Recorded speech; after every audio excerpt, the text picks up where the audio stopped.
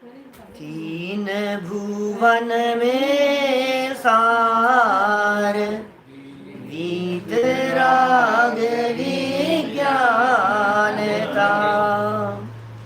शिव स्वरूप शिवकार, नमहु त्रियोग समारिके, नमहु त्रियोग समारिके।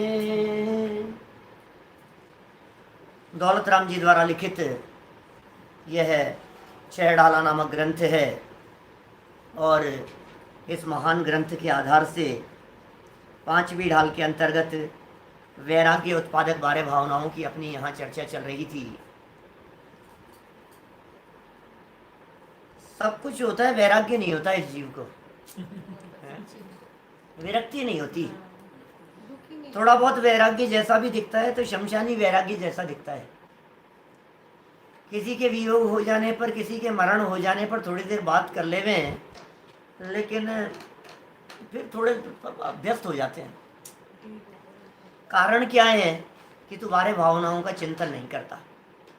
ये 12 भावनाएं जिनकी हम यहाँ चर्चा कर रहे हैं, ये 12 भावनाएं पाठ की चीज नहीं है, ये 12 भावनाएं गाने की चीज नहीं है, ये 12 भावनाएं बोलने की चीज नहीं है, सुनने सुनाने की चीज नहीं है। इन 12 भावनाओं को कहते हैं चिंतन। हे जीव, तू चिंतन कर। यदि तू चिंतन करेगा तो कुछ हासिल होगा। श्रीमद् राजचंद्र जी कहते हैं, कर विचार तो पाम। तू विचार करेगा तो कुछ हाथ लगेगा, और तू यदि विचार नहीं करेगा तो तेरे कुछ भी हाथ नहीं लगेगा। कर विचार, विचार कर, चिंतन कर कि क्या चिंतन करूं, क्या विचार करूं। तो हम यहाँ अनित्यादि 12 भावनाओं के संदर्भ में विचार कर रहे थे, जिसमें सबसे पहली यह बात कही गई कि ये जीव अपने संयोगों को, अपनी परिस्थितियों को कायम रखना चाहता है। और जब अपने संयोग और परिस्थितियों को कायम रखना चाहता है तो जगत का स्वरूप आचार्यों ने बतलाया कि सब क्षणभंगुर है, नाशवान है। जब नाशवान बतलाया तो ये कहता है कोई बात नहीं, बात तो सच्ची है, लेकिन मैं कुछ ऐसा करूंगा कि इनको बचा लूंगा। जब ये जीव उनको बचाने की भावना भाता है तो आचार्य कहते हैं तेरे बचाने से बचेंगे नहीं, अशरण है। अनित्य तो थे ही, अशरण भी हैं। और जब ये तर्क और युक्ति से बात समझाई जाती है तो यह बात भी समझ में आ जाती है कि बात तो बिल्कुल सच्ची है, बचाने से भी नहीं बचते हैं भाई साहब। हमने बहुत कोशिश की थी लेकिन मरते न बचावे कोई, कौन बचाए, बचाने में भी समर्थ नहीं। फिर ये कहता है कोई बात नहीं, बचाने से नहीं बचेंगे, लेकिन जब तक है तब तक तो सुख भोग लिया जाए। जब तक है तब तक तो इनमें से सुख भोग लो। तो फिर आचार्यों ने एक तीसरी भावना लिखी जिसका नाम था संसार भावना। और उस संसार भावना के माध्यम से यह बात कही गई कि भाई तू कहाँ सुख मानने की कोशिश कर रहा है। या संसार में जीव सुखिया कोई नजर नहीं आता। इस संसार में तो सुखी जीव कोई नजर नहीं आता है। तू क्या कल्पना करता है, तू क्या विकल्प करता है, सुख मिलेगा? कहाँ मिलेगा? है कहीं सुख? और तुझे लगता है, चल तू लिस्ट बना कहाँ कहाँ तुझे सुख दिखाई देता है, तो तू महसूस करेगा कि सुख बाहर में नहीं है। सुख बाहर की किसी वस्तु में नहीं है, विषयों में सुख नहीं है, भोगों में सुख नहीं है, बाहरी परिस्थितियों में आनंद नहीं है। पहला सुख निरोगी काया आदि कितनी भी बातें कहता रहे, लेकिन सच्चाई यह है कि उसमें आनंद नहीं है। फिर ये कहता है कोई बात नहीं, हाँ हाँ नहीं होगा, नहीं होगा, हमें लग रहा है इसमें आनंद। तुम कह रहे हो ना इसमें नहीं है, तो हम कह रहे हैं हमें इसमें आनंद लग रहा है। कल कुछ लोगों के प्रश्न थे इस तरह के, अंतिम चरणों में कुछ लोगों ने बात कही थी कि पंडित जी कुछ भी कहो, तीसरे चौथे रसगुल्ले में सुख नहीं हो, लेकिन पहले दूसरे में तो आता ही है, सुख मिल रहा है हमारे को। तो पता है आचार्यों ने इसकी बात को पकड़ लिया। आप जो बात कह रहे हैं उस बात को आचार्य ने, वीतरागी संतों ने, दिगंबर संतों ने, जैन विद्वानों ने पकड़ लिया। और पकड़ करके पता है क्या कहा कि सुन, तेरी बात तो समझ में आ गई हमारे, लेकिन यदि तू पर पदार्थों में सुख मानेगा तो तेरे कर्म बंधेंगे और तुझे भोगना पड़ेगा। समझ में आ रही है क्या कहा? अनित्य है शरण और संसार। जब संसार में भावना में ये कहा गया कि संसार में कहीं भी सुख नहीं है, तो इस जीव ने तुरंत कह दिया मुझे तो लग रहा है मैं तो भोगूंगा। तो आचार्य ने समझाया तू कैसी बात कर रहा है, जिनमें है नहीं सुख तू भोगने की चेष्टा कर रहा है।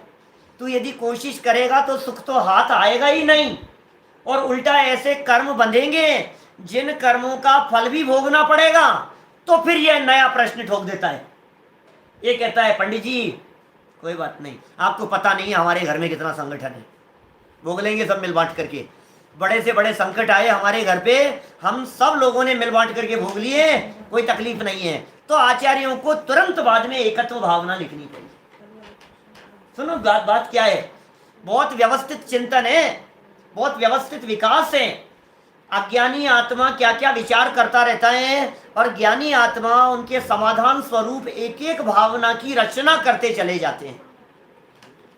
अज्ञानी ने ये कह दिया इन विषयों में सुख बुद्धि से जो कर्म बंधेगा कोई बात नहीं, हम अपने परिवार वाले सब लोग मिल बांट करके भोग लेंगे। क्या सब मिल बांट करके भोग लेंगे हम? मीनू भाई ऐसा लगता है ना सब भोग लेंगे अपन साथ में मिल मिल करके। अरे नहीं भोग पाएगा, साथ में भोगने का विधान नहीं है हमारे यहाँ जैन परंपरा में। और तुझे लगता है कि सब मिल बांट करके भोग लेंगे, और तर्क देता है भाई साहब एक गाड़ी आई थी घर में, अकेले की थोड़ी ने, सब बैठते हैं उसमें। हमने मकान बनाया मैंने, कमाया मैंने था, अकेला थोड़ी ना रहता हूं, पूरे परिवार के लोग रहते। बाजार से फल खरीद करके लेकर के आते हैं, लाने वाला एक व्यक्ति और खाने वाले सब होते हैं, मिल बांट करके करते हैं। भाई साहब आप इस धोखे में मत रहना, हमारे घर में संगठन बहुत है और बहुत बड़ा परिवार है हमारा, और आज भी एक चूल्हे के अंदर खाना पकता है। 70 लोग हैं और 70 लोगों का खाना एक रसोई में बनता है। कितना संगठन है, आज के समय में मिलेगा नहीं ऐसा, सब मिल बांट करके तकलीफ को भोग लेंगे। तो आचार्यों ने कहा बेटा एक चौथे नंबर की भावना है, हम नहीं कह रहे हैं, आचार्यों ने लिखी है, ज्ञानियों और विद्वानों ने गाई है, तो एक बार उसका स्वरूप देख ले। बोले क्या स्वरूप है? बोले भावना का नाम है एकत्व भावना। एकत्व भावना, बोले ये क्या होता है? बोले ये होता है कि हर व्यक्ति को अपना अपना कर्म खुद को ही भोगना पड़ता है। साहब क्या समझ में नहीं आई बात? पढ़ ले तो मैं क्या कह रहा हूं, छठा छंद पढ़ 5वीं ढाल का, तो समझ में आएगी तेरे को बात। एकत्व भावना की चर्चा थोड़ी सी, क्या कह रहे हैं दौलत राम जी, क्या है ये एकत्व भावना, और कौन सा एकत्व करके तू सुख पाएगा, और कौन से एकत्व से तेरा अनंत संसार भ्रमाएगा? तू देख तो सही क्या कह रहे। बोलो, छठा छंद है 5वीं ढाल का, सब मिलकर के बोलना। आपका पूरा घर गुंजायमान होना चाहिए इस एकत्व पने से। आपको लगता है पूरे घर में संगठन है? सुनो सुनो जरा एकत्व की बात सुनो। शुभ अशुभ कर्म फल जेते, भोगे जिय एक ही तेते, सुत धारा होयन सीरी, सब स्वार्थ के हैं वीर। अरे भाई साहब क्या कह रहे हैं ये? सब स्वार्थी लोग हैं दुनिया में। आप गलत फहमी में मत रहना। और यदि स्वार्थ की स्थितियों को देखना हो तो आज इस कोरोना की परिस्थितियों में ये स्वार्थ की स्थिति किससे छिपी बैठी है बतलाओ मेरे को। मेरे यदि कोरोना हो जाए ना तो आज जो लोग सब मेरे को अपना अपना कह रहे हैं, क्या सब दूर भागेंगे, एक सेकंड नहीं लगेगी, ऐसे लगेगा जैसे 440 वोल्ट का करंट झटका लगने की संभावना दिख रही है। फोन करके बुला लेंगे ले जाओ इनको, फोन करके बुला लेंगे ले जाओ इनको। बोलो आप, वो ये हालत कैसी है? ये कैसा स्वार्थी जगत है? ये वस्तु स्वरूप है भाई। हर व्यक्ति को अपना अपना ही भोगना पड़ता है, किसी का किसी को भोगना नहीं पड़ता है। कर्म करें हम और फल भोगे कोई और, ऐसी अनीति यहाँ जैन परंपरा में नहीं होती है। अपने अपने कर्मों का फल सबको मिलता है, इसका नाम है एकत्व भावना। स्वैसे एकत्व, अन्यत्व की चर्चा करेंगे कल, अन्यत्व भावना की। आज एकत्व की बात बतला रहे हैं। यहाँ कह रहे हैं शुभ अशुभ कर्म फल फल जेते, क्या क्या अर्थ हुआ? शुभ कर्म और अशुभ कर्म, दोनों ही प्रकार के कर्मों का फल जेते माने जितना भी है, पुण्य कर्मों का फल भी और पाप कर्मों का फल भी। जगत में ऐसी कहावत चलती है क्या? सुख के सब साथी, दुख में न को, ये जगत में चलती है। और जिनागम क्या कह रहा है? जिनागम कह रहा है सुख में भी साथी नहीं है, दुख में भी साथी नहीं है, और तू साथी बनाना चाहता है। तेरे को शिकायत रहती है, पता है कई बार क्या होता है, ये शिकायत करता है इस प्रकार की, क्या बताऊं पंडित जी साहब, साथ ही नहीं देते, बस बस पत्नी साथ दे देवे, बस यदि हस्बैंड हमारे साथ में दे देवे, बस ये बच्चे साथ दे देवे, बस यदि भाई साहब हमारे को साथ देवे, तो फिर देखो आप क्या, अगर तुम साथ दो तो फिर क्या बात है। ऐसी ऐसी बातें करता है। लेकिन क्या बताऊं साहब, ये साथ नहीं देते, साथ नहीं देते। मैं आपसे पूछना चाहता हूं किस चीज में आपको साथ चाहिए, बोलो। बस यही हमारे सुख दुख में साथी हो जाएं, और क्या। अरे सुख दुख में साथी का मतलब तो बताओ मुझे, क्या होता है? मेरे सर दर्द हो तो आप क्या चाहते हैं? मेरे पूरे परिवार के सर दर्द हो जाए, कैसा साथी चाहिए आपको? सर दर्द में साथी चाहिए ना आपको, तो मेरे सर दर्द हुआ, आपके सर दर्द नहीं हो रहा, यार ये क्या तरीका है यार? आपके भी सर दर्द होना चाहिए, थोड़ा तो साथ दो सर दर्द में। मेरे घुटनों में दर्द हुआ तो परिवार क्या साथ देवे भाई साहब, बतलाओ। मेरे पेट में दर्द होगा तो मैं ही भुगतूंगा उसे। सारे परिवार वाले मिलकर के मेरी खाट के, मेरे पलंग के दोनों साइड खड़े हो जाएंगे, बाकी कुछ नहीं कर सकते। कैसा साथ देंगे बतलाओ? और सुनो, साथ की भावना अच्छी भावना नहीं है। तुम व्यवहार में कुछ भी कहो, दादा की बहुत सुंदर लाइन है, सुनो क्या कहते हैं वो। सत्यार्थ है बस बात यह, कुछ भी कहो व्यवहार में, संयोग है सर्वत्र पर साथी नहीं संसार में। क्या व्यवहार में आप 16 लाइनों की भावना है, मैं तो 4 सुनाता हूं बीच में। मैं भी पूरी सुनाने बैठ जाऊं तो आपको लगेगा कि यार ये क्या, मैं तो सबको ले लेता हूं थोड़ी थोड़ी सी, जिसको जो याद हो वो देख लो, आचार्य क्या कह रहे हैं, देख लो विद्वान क्या कह रहे हैं, देख लो ज्ञानी धर्मात्माओं ने क्या कही है, ये देख लो आप। सच्ची बात तो यही है, सत्यार्थ है बस बात यह, कुछ भी कहो व्यवहार में, संयोग है सर्वत्र पर साथी नहीं संसार में, साथी नहीं संसार में। संयोग तो बहुत है, साथी है क्या कोई? साथी कोई नहीं है, साथ देने वाला कोई नहीं है। और आगे की 2 लाइनें सुनो। संयोग की आराधना संसार का आधार है, एकत्व की आराधना आराधना का सार है। संयोग की आराधना संसार का आधार है। ये इनका साथ चाहिए, इनका साथ चाहिए, इनका साथ चाहिए। अरे मूर्खों को साथ चाहिए होता है, ऐसी बातें कहता है, जन्म जन्म का साथ है हमारा तुम्हारा। क्या 7 जन्मों के साथ की कसमें खाता है गले में हाथ डाल करके। वो कब, जब 7 फेरे लिए थे ना तब खाई थी, 7 साल बाद में तो याद भी नहीं रहेगी। ये 7 जन्मों तक। अरे भाई, ये जन्म जन्मांतरों का साथ मनुष्य गति के जीवों का नहीं होता है, ये जन्म जन्म का साथ निगोदिया का साथ होता है।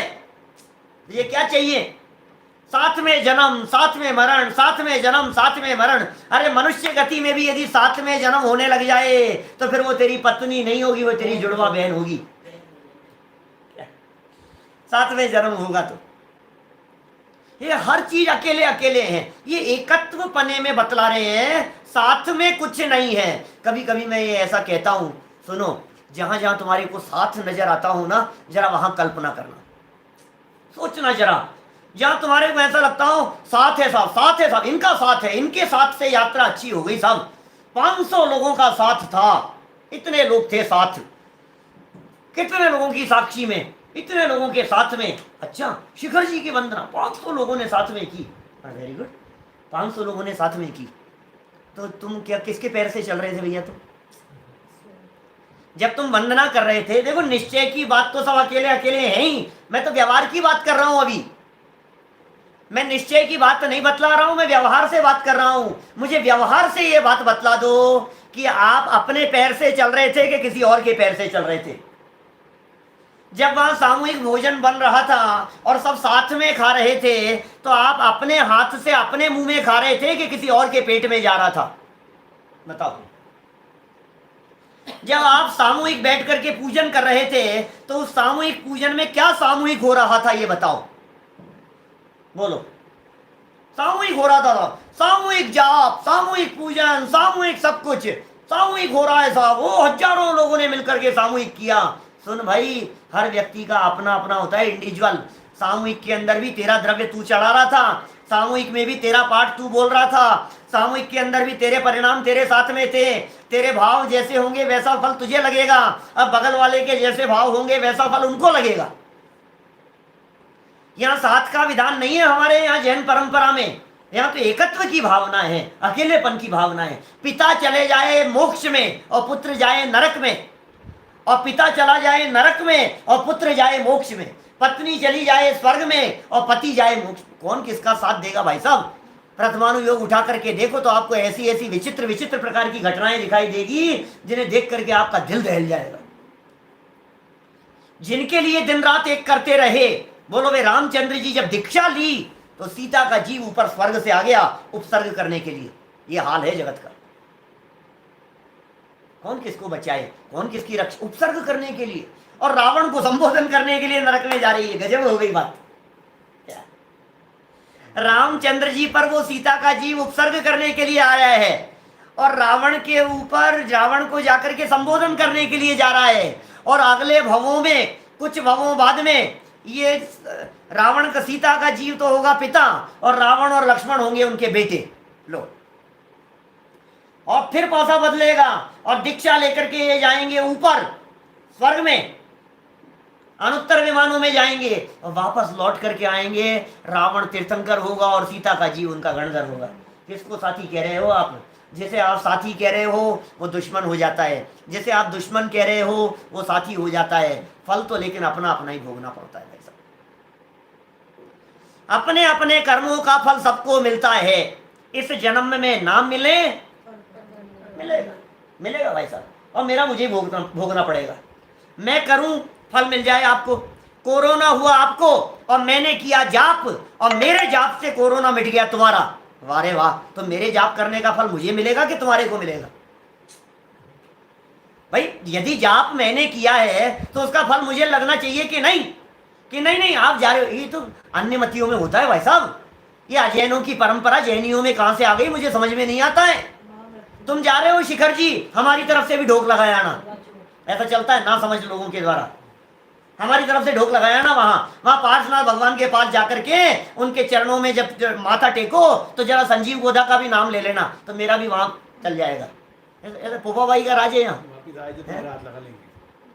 तुम शिखर जी जाकर के आए हो, हमने तुम्हारे हाथ लगा लिया, हम भी पवित्र हो गए। अरे वाह, खूब नाटक चल रहा है यार, गजब हो गई। मुझे समझ में नहीं आ रहा है ये रामायण क्या चल रही है पूरी की पूरी। कुछ हिसाब किताब नहीं है। आप करो, आपने घर में आटा पीसा और दूसरे के घर के गेहूं पिस गए अपने आप ही। ये कैसे हो गया? आप काम यहाँ कर रहे हो है और फल मिल रहा है उधर, ये कर रहा है यहाँ, उसका मिल रहा है वहां, वो कर रहा है वहां, उसका मिल रहा है वहां। क्या अनर्थ हो जाएगा पूरी प्रकृति में। पाप करने वाले पाप करेंगे और फल मिल जाएगा किसी और को, और पुण्य करेगा कोई और फल मिल जाएगा किसी और को। ये क्या क्या लफड़ा है? ये कह रहे हैं यहाँ दौलत राम जी, छेड़ाला भी यदि गहराई से ढंग से पढ़ लो तो तुम्हारा ये माइंड है ना, ये ऊपर की टॉप फ्लोर जिसमें पता नहीं क्या भरा है, ये सब साफ हो जाए। छेड़ाला तो पढ़ो। क्या कह रहे हैं यहाँ? छठा छंद है, शुभ अशुभ कर्म फल जेते भोगे जिय एक ही तेते। जे माने जो जो, और तेते माने वो, और भोगे जिय एक ही, अकेला ही भोगता है। आप अकेला अवतरे। भूदरदास जी कह रहे हैं, बोलो, बचपन से बोलते रहे हो ना आप, क्या कह रहे हैं भूदरदास जी? आप अकेला अवतरे, मरे अकेला हो, या कब हूँ इस जीव को साथी सगान कोई, जगत में साथी।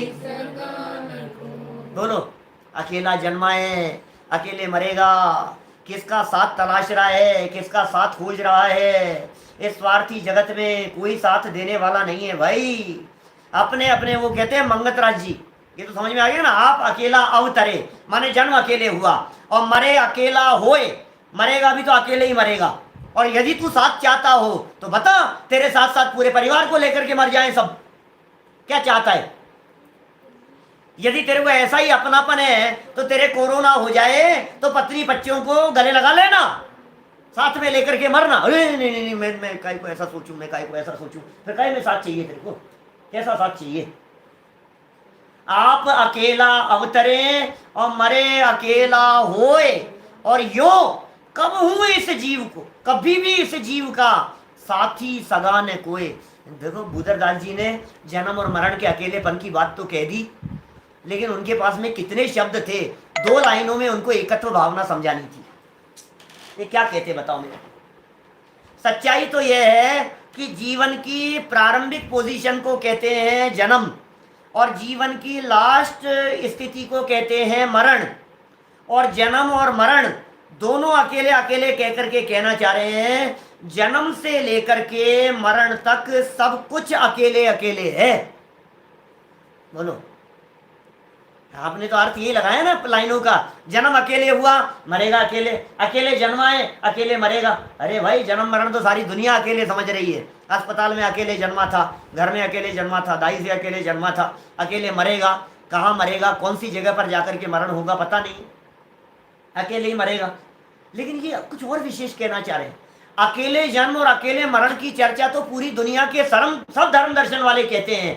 जैन दर्शन तो ये कहता है, जन्म होने के बाद बचपन तेरा अकेला था, जवानी तेरी अकेली थी, बुढ़ापा तेरा अकेला है, जवानी का प्रत्येक पल तेरा अकेला था, बचपन और बुढ़ापे का एक एक दिन तेरा अकेला बीतने वाला है। ये नहीं, पूरा परिवार है साथ में। नहीं, फल भोगने की बात चल रही है, फल भोगने की बात चल रही है भैया, अकेले अकेले भोगने की बात चल रही है। तुझे यदि सच्ची एकत्व भावना यदि भानी है तो एकत्व पर के साथ में नहीं, यदि वो एकत्व अपने साथ में होता है, अपने गायक के साथ में होता है, तो एकत्व की वो आराधना का सार है, मुक्ति में ले जाकर के विराजमान कर देगी। अपनापन करना है तो पर के साथ में अपनापन नहीं, अपने साथ में अपनापन कर, यदि तुझे सच में अपनापन ही करना है तो। इसका नाम है शुभ अशुभ कर्म फल जेते, भोगे जिए एक ही तेते। एक एक जीव एक एक ही भोगता है, अकेले अकेले ही भोग रहा है, भोगे जिए एक ही तेते। और फिर क्या कह दिया, सुत दारा होए न सीरी, सब स्वार्थ के हैं भीरी। सुत दारा होए न सीरी, सीरी क्या होता है? सीरी क्या होता है भाई साहब? साझेदार है, साझेदार, पार्टनरशिप है भाई साहब इनकी और हमारी, तो पार्टनरशिप है। अच्छा, पार्टनर है, मिल बांट करके भोगते हैं भाई साहब। जितना प्रॉफिट होता है बांट लेते हैं, जितना नुकसान होता है बांट लेते हैं। सुनो, उसमें भी जिसका जितना लिखा है ना उदय प्रमाण, उतना ही मिलेगा। तेरी ये साझेदारी, तेरी ये पार्टनरशिप सब फेल हो जाती है क्या? जिसको तू अपना कहता हुआ नजर आ रहा है वो तुझे छोड़ करके चल देते हैं। बाबूजी की पंक्ति है देवशास्त्र गुरु पूजन की, जग में जिसको निज कहता मैं, वह छोड़ मुझे चल देता है। मैं आकुल व्याकुल हो लेता, व्याकुल का फल व्याकुलता है। जग में जिसको मैं अपना कह रहा हूं वो छोड़ करके चल दिया, ओ आज ये छोड़ करके चले गए, आज ये छोड़ करके चले गए। और जगत की इन दृश्यों को देख करके डर नहीं लग रहा है बिल्कुल भी। 2 दिन बात कर लेंगे, 2 घंटे चर्चा कर लेंगे, 2-4 दिन थोड़ा सा मातम छाया रहेगा, और उसके बाद में फिर वही क्या करो बोलो। आज मरे और कल तीसरा दिन है, ये जगत का स्वरूप है भाई साहब। कौन किसे याद करता है? मंगत राज जी कह रहे हैं अपने अपने सुख को रोवे पिता पुत्र दारा। ये जगत का स्वरूप है, अपने अपने सुख को। तेरे मरने से किसी को परवाह नहीं है, तेरे मरने को कोई नहीं रो रहा है। सच बात ये है, सच्चाई है, ये वस्तु स्वरूप है। और यदि आपको भरोसा नहीं हो तो आपको ले चलूं कल्पना लोक में। हमने ज्ञानचंद जी विदिशा वाले बने सब सुना। चलो थोड़ा सा चलें, टहराएं अपन कि कहां चलें। कल्पना करो कि आपका यहां मरण हो गया। बोलो, कल्पना करो भाई, अपना यहां मरण हो गया। सोचना, जरा विचार करना। और हमारी लाश पड़ी हुई है, डेड बॉडी पड़ी हुई है। सच्ची बात बतला रहा हूँ, थोड़ी थोड़ी कल्पना करके देखना क्या हो सकता है, वस्तु स्थिति क्या है, जगत का स्वरूप क्या है, उसका चित्रण किया है। थोड़ा सा आंखें बंद करके विचार करो कि मैं यहाँ मर गया और मरने के बाद में मैं पहुंच गया मरते ही, क्योंकि अच्छे भाव थे, अच्छे परिणाम थे, मैं मर करके पहुंच गया स्वर्ग में। मैं मर करके स्वर्ग में चला गया। और स्वर्ग में तो अंतर्मूर्त में जन्म हो जाता है, गर्भ अवस्था तो होती नहीं है। और यहाँ तो लोग छींटे दे रहे हैं, अभी नब्ज देख रहे हैं, नाड़ी देख रहे हैं, क्या हुआ क्या हुआ, पानी देखो देखो देखो देखो। और इतने में मैं तो स्वर्ग में जन्म भी हो गया था। अब जरा वापस लौट करके आते हैं पीछे का हाल देखने के लिए। जिनके लिए हम मरे जा रहे थे ना, पत्नी के लिए मरे जा रहे थे, बच्चों के लिए मरे जा रहे थे, बीवी बच्चे, वो लोग जो हमारे को नजर आ रहे थे, एक बार हम लौट करके वापस आ गए, तुरंत ही सेकंडों के भीतर हम लौट करके वापस आ गए। और हम हाल क्या देखते हैं, और जो बिस्तरों पर पड़ी हुई है हमारी बॉडी, हमारे को तो नया मिल गया है शरीर देवों जैसा, और हम वहां बगल में आकर के खड़े हो गए चुपचाप, अदृश्य, किसी को दिख नहीं रहा है। और माहौल देख रहे हैं हम, चारों तरफ का माहौल दिखाई दे रहा है। बहू ये बात कर रही है, बच्चे बात कर रहे हैं, चढ़े गए शायद, लगता है ऐसा है, गए गए गए। अभी रोना पीटना चालू नहीं किया है, अभी सुनना, अभी रोना पीटना थोड़ी ना चालू करेंगे। रोना पीटना तो तब चालू करेंगे जब आस पड़ोस वाले आएंगे। क्या अभी तो ठिकाने लगाने की बात चल रही है। अभी तो लग रहा है इनको बिस्तरों से उतार लो, अभी तो लग रहा है इनकी चैन खोल लो, अभी तो लग रहा है ये कर लो, ये व्यवस्थाएं कर लो, देखो देखो अभी तो। और फिर अंदर से आवाज आ रही है, सुनो सुनो पहले खाना तो खा लो, खाने का टाइम हो रहा है, फिर अभी डिक्लेयर बाद में करना, अभी अभी ऐसा होगा ऐसा होगा। बातें चल रही है, मैं खड़ा खड़ा देख रहा हूँ, यार मेरी डेड बॉडी पड़ी हुई है, ये घर में क्या चर्चाएं चल रही है, ये माहौल क्या चल रहा है घर में। वस्तु स्थिति बतला रहा हूँ, घर घर की स्थिति कह रहा हूं मैं। जरा देख लेना, प्रैक्टिकल आंख खोल करके आस पड़ोस में सब तरफ, अपने घर में, परिवार में निगाह डाल करके देखना, आपको ऐसी परिस्थिति नजर आएगी। मैं स्वर्ग से लौट करके आ गया और मैं हाल क्या देख रहा हूं। फिर क्या हुआ, धीरे धीरे फोन हुए, इधर उधर से लोग आना चालू हो गया, और फिर थोड़ा थोड़ा सा अब थोड़ा सा माहौल गमगीन होना शुरू हो गया। अब थोड़ा सा आंखों में आंसू आने लगे, अरे छोड़ करके चले गए, ये हो गया वो हो गया। फिर नाटक, फिर शव यात्रा चालू हो गई। अब चल रही है शव यात्रा, और शव यात्रा चलते चलते हमने सोचा चलो आज मौका मिला है, अपनी ही शव यात्रा में जरा शामिल हो जाते हैं। और हम भी शामिल हो गए अपनी ही शव यात्रा में, अदृश्य होकर के, देवगति के बन करके आए थे और अदृश्य होकर के हम भी शामिल हो गए उस शव यात्रा में, और साथ साथ में चलने लगे। हमारी ही शव यात्रा में हमने भी कंधा दे दिया क्या। और जब दिया कंधा तो हम देख क्या रहे हैं, सैकड़ों लोग हमारी शव यात्रा में चल रहे हैं और हमारे जीवन भर का पूरा कच्चा चिट्ठा खोल करके सामने रख रहे हैं। एक पक्का दोस्त जिससे अभी 3 दिन पहले ही हमने कुछ 2 करोड़ रुपए लिए थे, 2 लाख रुपए लिए थे, वो बगल वाले को कहता है, यार परसों तो पैसे दिए थे भाई साहब, कुछ लिखा पढ़ी नहीं, कुछ कहा नहीं, क्या होगा मेरे को समझ में नहीं आ रहा। उसको अपना पैसा याद आ रहा है। समझ में आ रही है बात। कुछ नहीं था, चेक से भी नहीं था, 2 नंबर का था, मैं क्या करूं, बड़ा बड़ा चक्कर। वो बातें कर रहे हैं और हम सुनते चले जा रहे हैं, देख रहे हैं सारा माहौल। शव यात्रा खत्म हो गई, लौट करके घर आ गए, सब अपने अपने घर पर चले गए, नहा धो करके बैठ गए। रात को तो स्पेशल एपिसोड आने वाला है टीवी में, क्या स्पेशल एपिसोड चल रहा है। बच्चों ने कहा मम्मी देख ले चुपचाप, आवाज कम रखना। आकर के सब टीवी देखने में मस्त हो गए। इतने में सीढ़ियों में किसी के चढ़ने की आवाज आई, बाहर से बैल बजी, बंद कर चुपचाप, फटाफट कोई आया। और जैसे ही कोई व्यक्ति आता है, अरे मेरे बाबूजी मर गए। क्या कर रहा है भाई, हम देख रहे हैं सारा नाटक, क्या पूरा का पूरा नाटक चल रहा है, क्या चल रहा है। और सोचो जरा, वो जो सोच करके रोते हैं, उन्हें देख देख करके हम महसूस कर रहे हैं कि इन्हें हमसे कितना मतलब था। बाबूजी चले गए, अब बच्चों को स्कूल से कौन लेकर के आएगा। बेचारे थे तो घर की चौकीदारी होती रहती थी, वो बैठे रहते थे तो सबका वो लगा रहता था, ये लगा रहता था, बाजार से सब्जी ले आते थे, बैंक का काम निपटा देते थे। आज वो थे तो सब कुछ हो जाता था। सबको क्या लग रहा है, अब सब्जी कौन लाएगा, तुम्हें लग रहा है बैंक का काम कौन निपटाएगा, तुम्हें ये लग रहा है कि अभी 2 साल के बच्चे को बेचारे को वो बैठे बैठे यहाँ खिला लेते थे और हम अपने पिक्चर देखने चले जाते थे, अब कौन खिलाएगा, किसके पास छोड़ करके जाएंगे। माने तुम्हें अपनी चिंता लग रही है, तुम्हें जाने वाले की चिंता नहीं है जो चला गया है। ये सच्ची बात कही है मंगतराज जी ने 12 भावना के अंदर। अपने अपने सुख को रोए पिता पुत्र दारा, पत्नी हो पुत्र हो सगे संबंधी हो, क्या याद कर करके रोता है बतलाओ। पत्नी रोती है, अब किसके लिए श्रृंगार करूंगी, अब क्या करूंगी मैं, है मेरा तो अब कोई साथी नहीं है, अब बच्चों को कौन संभालेगा, अब इसको कौन रखेगा, अब इसका क्या होगा। है दिवाली पे साड़ी और चूड़ी लाते थे, बोलो। कौन लाएगा? दिवाली पे चूड़ी और ये लेकर के आते थे, गहने दिलाते थे, अब कौन दिलाएगा। अभी अभी तुझे गहने की पड़ी है, मैं सुन रहा हूँ सारी बात। समझो आप जरा, मेरा कहने का मतलब ये है भाई साहब, दुनिया में किसी को किसी की नहीं पड़ी है। हर व्यक्ति को अपना अपना सिर्फ और सिर्फ स्वार्थ सिद्ध करना है, स्वार्थ सिद्ध करना है। हर व्यक्ति स्वार्थी है। जब तक स्वार्थ सदता हुआ नजर आएगा तब तक सब तुझको अपनाएंगे, और जब न रहेंगे प्राण ये तन में सब तुझको ठुकराएंगे, सारा जगत तुझे ठुकराएगा। साथी सगा ने कोई, ये जगत का स्वरूप है, न यहाँ कोई साथी है न यहाँ कोई सगा है। हर व्यक्ति को अपने अपने कर्मों का फल मिलता हुआ दिखाई देता है। क्या लिख दिया यहाँ, सुत दारा होए न सीरी, सब स्वार्थ के हैं वीर। स्वार्थ में भीगे हुए हैं सारे के सारे लोग, आकंठ डूबे हुए हैं अपने स्वार्थ में। अकबर बीरबल का एक प्रसंग है, पता है आपको। अकबर ने बीरबल से कहा कि जाओ इस दुनिया में मालूम करो ये जीव सबसे ज्यादा अपनापन प्रेम किससे करता है, बोलो किससे सबसे ज्यादा अपनापन करता है। तो सब लोगों ने सब तरह के जवाब दिए, लेकिन बीरबल का जवाब था अपने आप से ही प्यार करता है।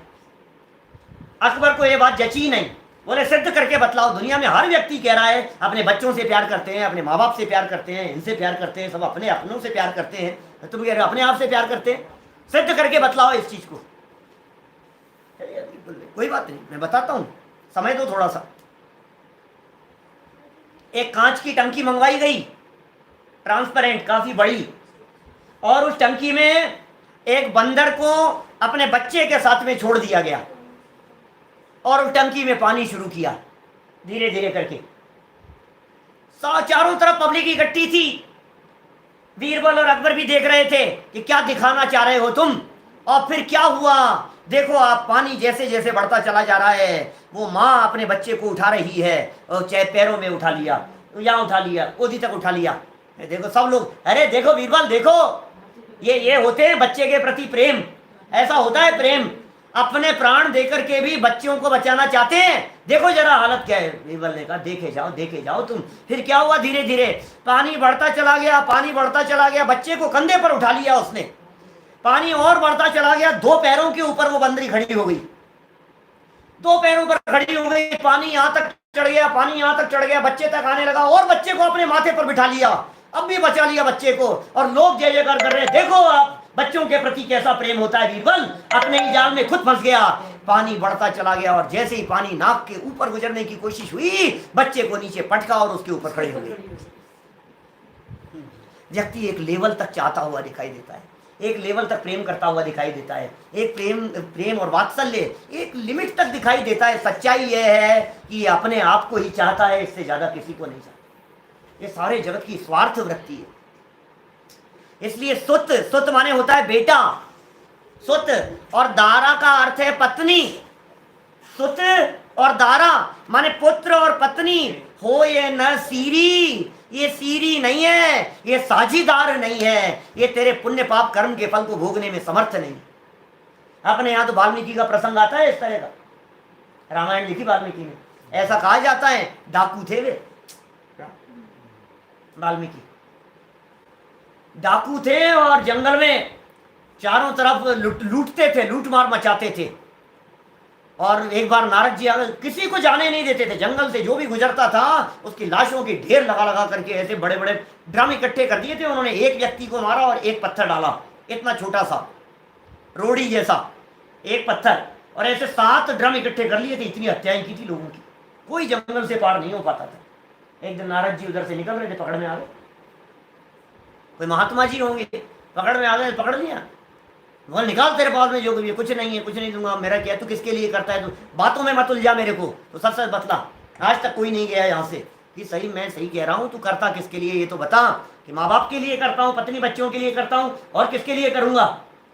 कि तूने पूछा है उनसे, वो तेरे पाप के फल को भोगने के लिए तैयार है या नहीं है।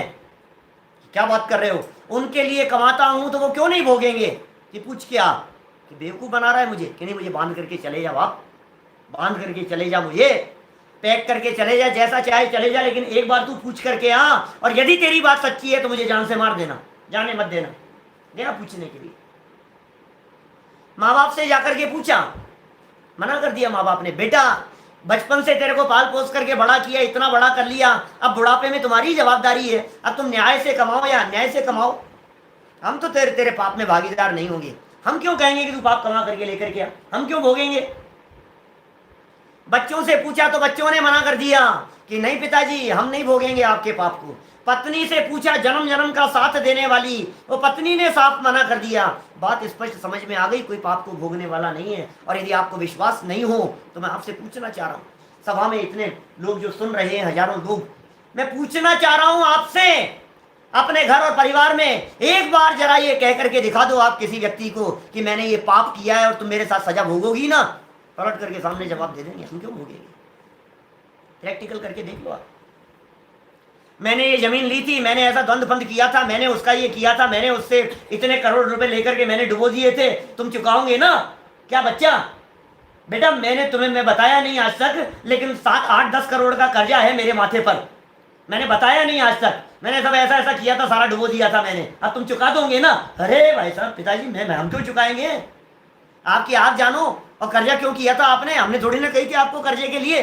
4 बातें सुना देंगे भाई साहब, तुरंत पलट करके सामने जवाब देते हुए दिखाई देते हैं। ये जगत का स्वरूप है ये, इसलिए वो। और देखो बाबूजी की क्या पंक्तियां हैं, मैं एकाकी एकत्व लिए सब ही आते, तन धन को साथी समझा था, पर ये भी छोड़ चले जाते हो। तन को साथी समझा था, धन को साथी समझा था, जन को साथी समझा था, सब छोड़ करके चले जाते। आज ये छोड़ करके चले गए, आज ये साथ छोड़ करके चले गए, आज ये साथ छोड़ करके चले गए। एक दिन तो साथ छूटना ही है ना। किसका साथ। इष्टोपदेश में एक बहुत सुंदर श्लोक आता है, पूज्यपाद आचार्य देव ने लिखा, इष्टोपदेश नाम का ग्रंथ। वो कहते हैं, सुनो तुम्हारा और इनका साथ पता है कैसा है। ये साथ इस तरह से है जैसे किसी एक वृक्ष के ऊपर बहुत सारे पक्षी कहीं अलग अलग दिशाओं से आकर रात्रि भर बैठ करके विश्राम करते हैं। अलग अलग दिशाओं से आते हैं और आकर के एक स्थान पर रुकते हैं। कोई 5 मिनट पहले आता है, कोई आधे घंटे पहले आता है, कोई 15 मिनट पहले आता है, कोई 2-5 मिनट आगे पीछे आता है। अलग अलग टाइम पर आते हैं, रात भर साथ रहते हैं, और सुबह हो जाने पर कोई 2 मिनट पहले और कोई 2 मिनट पीछे, आगे पीछे सभी अपनी अपनी दिशाओं में उड़ जाते हैं। ये एग्जाम्पल दिया इष्टोपदेश में पूज्यपाद आचार्य देव ने। ये परिवार के लिए उदाहरण दिया है। ये परिवार की यही स्थिति है। तुम्हारा और हमारा साथ कितने समय का साथ है बताओ। नहीं साहब, लंबा साथ है साहब, लंबा साथ है साहब। आपका और हमारा साथ तो साहब बहुत पुराना साथ है भाई साहब, आपको पता नहीं है क्या। ये संबंध तो अभी हुआ है, लेकिन हमारा संबंध तो उससे भी बहुत पुराना है, जन्म जन्म का। अरे कोई साथ नहीं है, तू क्या बात कर रहा है, कौन से साथ की बात कर रहा है। यहाँ आचार्य देव तुझे क्या बतलाना चाह रहे हैं। तुझे लग रहा है लंबा साथ है, ये साथ छूट जाने, क्योंकि आए तो नहीं थे साथ साथ। ये बताओ, परिवार में हर व्यक्ति अलग अलग जगह से आया था ना, हर व्यक्ति अलग अलग जगह से आया था। कोई नरक से आया है, कोई स्वर्ग से आया है, कोई त्रियंश से आया है, कोई हाथी की पर्याय से आया है, कोई घोड़े की पर्याय से आया है, कोई बिल्ली की पर्याय से आया है, कोई 2 इंद्रिय से आया है, कोई पहले स्वर्ग से आया है, कोई भवनत्रिकों से आया है, कोई वैमानिकों से आया है, कोई ज्योतिषियों से आया है, कोई वैमानिक व्यंतरों से आया है। अलग अलग जगह से आए हैं ना सब लोग, थोड़े समय के लिए साथ में हैं। अब मरने के बाद में क्या होगा, सब एक ही जगह जाएंगे, सब पूरा का पूरा परिवार एक ही जगह जाकर के जन्म ले लेगा। अलग अलग जगह जाना है, और यही कारण है कि 2 व्यक्तियों के विचार आपस में मिलते नहीं है। ये कहता है हमारे विचार क्यों नहीं मिलते, कितने गुण मिले थे राम और सीता जी के? 36। 36 मिल गए थे पूरे, 36 मिल गए। 36 मिले थे कि 36 का आंकड़ा था? हैं? क्या हाल था? नहीं नहीं, क्या बात कर रहे हो साहब, एक दूसरे का साथ दिया साहब, एक दूसरे का साथ। अलग अलग जगह से आए थे भाई, और अलग अलग जगह पर जाना है, हम क्या बताएं आपको। ये कहता है पत्नी से विचार नहीं मिलते, बच्चे से विचार नहीं मिलते, आपस में बनती नहीं है साहब हमारी, हम क्या बतलाएं साहब, बहुत हालत खराब है। बनेगी ही नहीं, दो व्यक्तियों के विचार कभी मिलते ही नहीं है। मैं नहीं कह रहा हूं, नियम सार में कुंदाचार्य देव कह रहे हैं, दो व्यक्तियों के विचार कभी मिलते नहीं है। हमारे पूनम चंद जी चावड़ा साहब थे, उनको बहुत प्रिय थी ये गाथा, नाना जीवा नाना कम्मा, खूब सुनाते थे जगह जगह जाकर के। है जीव नाना कर्म नाना लब्धि नाना विधि कहे, अतएव वर्जितवाद है निज पर समय के साथ भी। क्या झगड़ा करें, क्या विवाद करें, हर व्यक्ति की सोच अलग है, हर व्यक्ति का चिंतन अलग है, हर व्यक्ति का ओढ़ना पहनना अलग है, हर व्यक्ति का दिमाग अलग तरीके से काम करता है, हर व्यक्ति के अपने अपने कर्म अलग अलग हैं। पास्ट कर्म अलग है, वर्तमान में अलग है, जाना अलग जगह पर है, जाया आया अलग जगह से है। तो रात्रि भर का साथ है यार, शांति से रह ले, और क्या है, किस बात का दिमाग लगाता है, ये सिखा रहे हैं यहाँ। तो क्या कहा हमने, क्या लाइनें बोली थी? मैं एकाकी एकत्व लिए सब ही आते, तन धन को साथी समझा था, पर ये भी छोड़ चले जाते। सब छोड़ छोड़ करके चले जाते, कौन कितना साथ देता है। मंगत राज जी ने तो ऐसा लिखा अपनी वारे भावना में, लक्ष्मी चलत न पेड़ जाए मरघट तक परिवारा, क्या अपने अपने सुख को रोवे पिता पुत्र दारा। जब तू मरेगा तो तेरे घर की जो संपत्ति है, जो तिजोरी है, जो धन है, जो नोट पड़े हुए हैं, वो 1 इंच मात्र भी नहीं चलेंगे। अच्छा, और जो परिवार है, ये परिवार के जन भी, कुटुंबी जन, ये मरघट तक चले जाएंगे, और जो पत्नी है ये दरवाजे पर खड़ी खड़ी विदाई देगी तेरे को। अब बोल कौन इससे आगे जाने वाला है? फिर साहब शमशान तक तो जाएंगे ना साथ में। अरे भाई साहब, शमशान को भी तेरी बॉडी को लेकर के जाएंगे, तू तो उससे पहले जा चुका होगा। कौन जाएगा, कौन किसका साथ देगा? इसलिए एकत्व कितनी जगह पर आप योगसार ग्रंथ उठा करके देखो, आप योगेंदु देव के और अलग अलग ग्रंथों के उठा करके देखो, आपको लगेगा जन्मे मरे सुख दुख भोगे, नरक जावे एकला, अरे मुक्ति महल में भी जाएगा जिए एकला। अकेले ही जाना पड़ेगा भाई साहब, ये अकेले का ही रिवाज है यहाँ पर, यहाँ कोई साथी नहीं होता है। कोरोना हो जाए तो जिस तरह से कोई साथी नहीं है ना, ऐसे मरने के बाद कोई साथी नहीं है। सब साथी साथी दिखाई देते हैं, ये हमारे साथी हैं, ये हमारे पक्के दोस्त हैं, ये हमारे पक्के मित्र हैं। उदय अपना अपना है भाई साहब, उदय अपना अपना है। नहीं साहब डोसे बने साहब, सब साथ में मिलकर के खाएं। अरे वाह, साथ में मिलकर के खाएं है ना। एक के पेट में दर्द हो रहा है और एक ने ज्यादा खा लिए हैं, एक को भा नहीं रहा है, एक को पसंद नहीं है, सबका अपना अपना है। तो क्या करेगा बता? तो कह रहे सब सब सब, कहाँ सब सब होता है? ये सब स्वार्थ की दुनिया है भाई साहब, हम क्या कहें। इसलिए सुनो, यदि एकत्व बुद्धि ही करनी है, यदि एकता ही करनी है, यदि अपनापन करना है, यदि तन्मयता करनी है, तो पर के साथ में तन्मयता मत करो, पत्नी पुत्र परिवार के साथ में तन्मयता मत करो, इस देह के साथ में एकत्व बुद्धि मत करो। अरे एकत्व यदि करना है तो एक एकत्व तत्व, एकत्व विभक्त आत्मा इस देह देवालय में विराजमान है, उसमें अपनापन करो, वो है अपनापन करने योग्य। अपने अनंत गुण, वो है अपना समाज। जाते मिले समाज सब, पावे निज पद राज। मोक्ष मार्ग प्रकाशक में सुबह मंगलाचरण करते हैं अपन।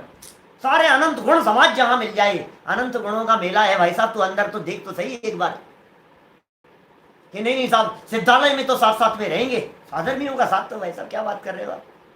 साधर्मियों का साथ तो होता ही है, कैसी बात कर रहे हैं आप? साधर्मियों का साथ नहीं है क्या? रहिए अनंत अनंत काल सिद्धालय में साथ में रहेंगे। कैसा साथ होगा? बगल में बैठे हुए को बगल में बैठे हुए से किसी प्रकार का कोई मतलब नहीं होगा।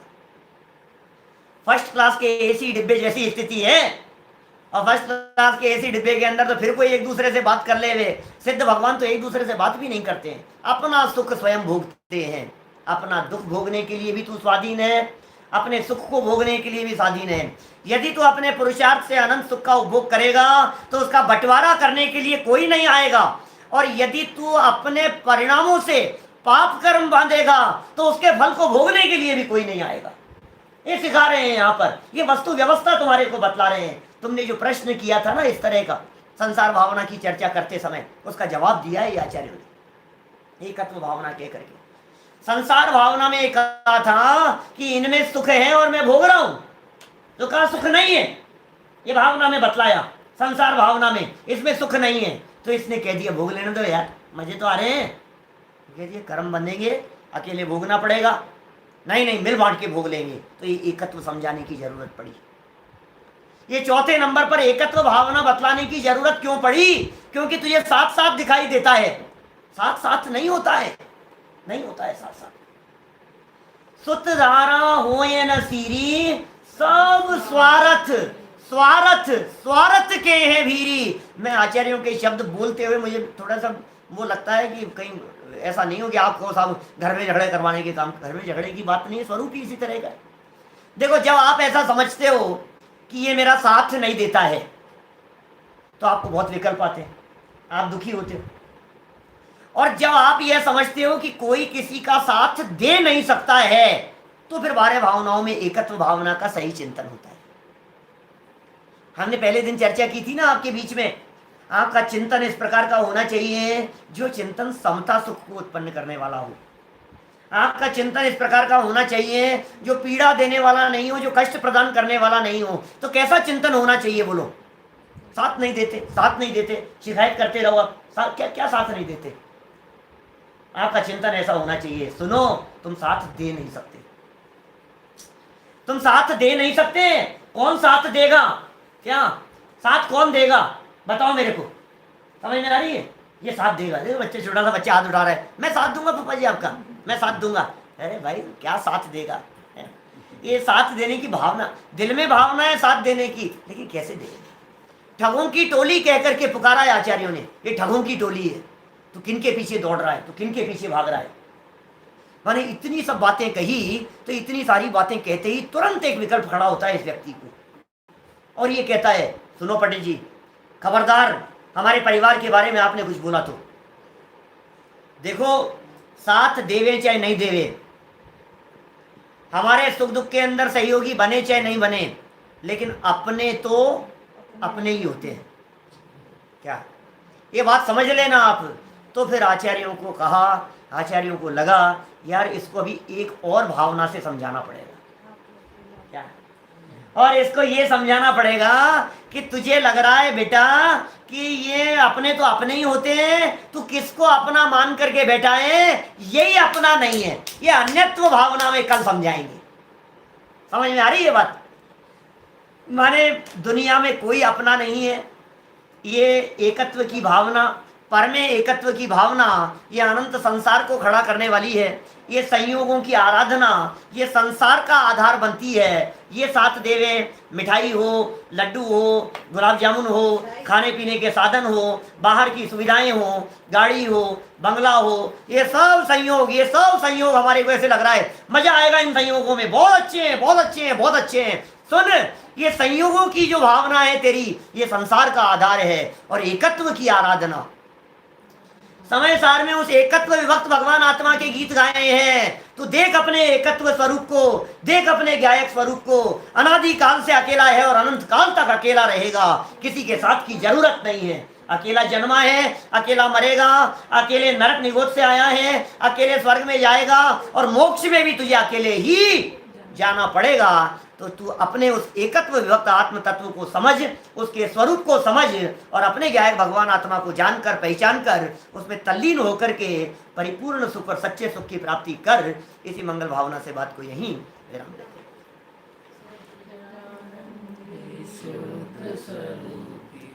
अविनाशी हूँ आत्म स्वरूप, सहजानंदी शुद्ध स्वरूपी। अविनाशी हूँ आत्म स्वरूप, सहजानंदी शुद्ध स्वरूपी। अविनाशी हूँ आत्म स्वरूप। जय जगन्नाथ।